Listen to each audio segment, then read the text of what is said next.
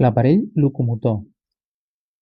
L'aparell locomotor, també anomenat musculoesquelètic, està constituït pel sistema esquelètic i el sistema muscular, que actuen conjuntament per dur a terme respostes motores que impliquen, sobretot, canvis de posició i desplaçaments.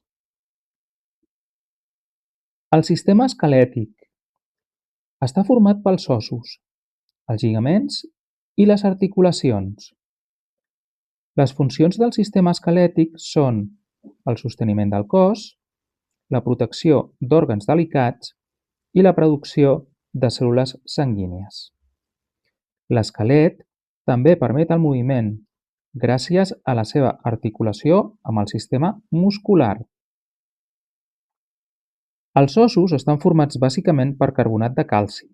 Segons la forma hi podem distingir els ossos llargs, com el fèmur, en funció de sosteniment, els ossos plans, com els del crani o l'estèrnum, en funció protectora, i els ossos curts, que tenen mida petita i diferents formes, com les vèrtebres. Un os llarg inclou les parts següents. L'epífisi se situa als extrems de l'os. Està formada per teixit ossi esponjós amb nombroses cavitats que allotgen la medul·la òssia vermella, la responsable de la producció de les cèl·lules sanguínies. Una capa de teixit cartilaginós recobreix l'epífisi i evita el desgast per fricció de les articulacions. La diàfisi correspon a la part central de l'os. Està formada per teixit ossi compacte i conté la medul·la òssia groga, un teixit ric en greixos i en funció de reserva. El periosti és la membrana fina que recobreix la cara interna i externa de l'os. Té una funció protectora i facilita la soldadura quan hi ha una fractura. Com en la resta dels ossos, les cèl·lules que formen el teixit ossi estan envoltades per la matriu extracel·lular, en la qual es dipositen minerals, com ara el calci i el fòsfor, i proteïnes, com el col·làgen i l'elastina. El calci dona duresa als ossos. El fòsfor intervé en la seva formació. El col·làgen els confereix resistència i l'elastina, elasticitat. Les articulacions són les estructures que uneixen dos o més ossos.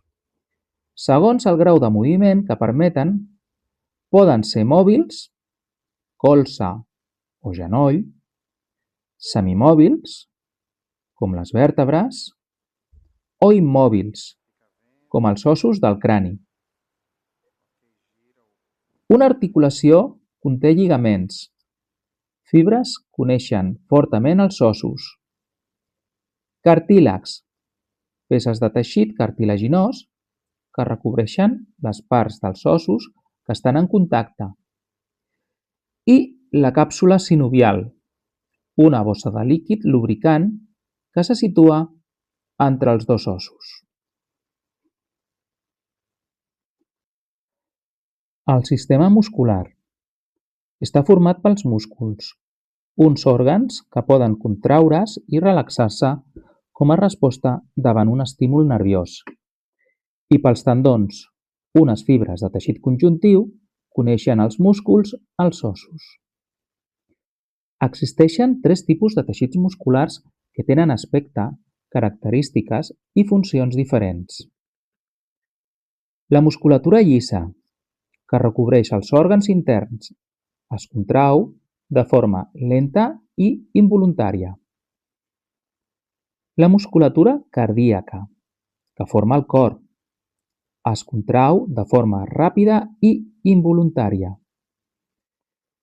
I la musculatura esquelètica, que està unida als ossos i proporciona moviment al cos. Es contrau de forma ràpida i voluntària.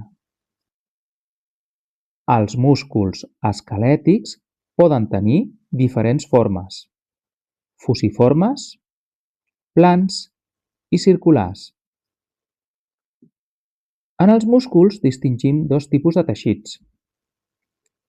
El teixit muscular, que està format per fibres musculars. Cada fibra muscular estriada és envoltada per una membrana fina de teixit conjuntiu. A l'interior contenen vasos sanguinis responsables de la nutrició del múscul i terminacions nervioses. En controlen l'activitat.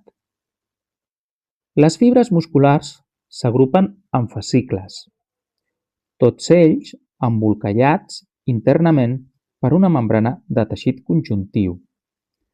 La unió de diversos fascicles origina un múscul.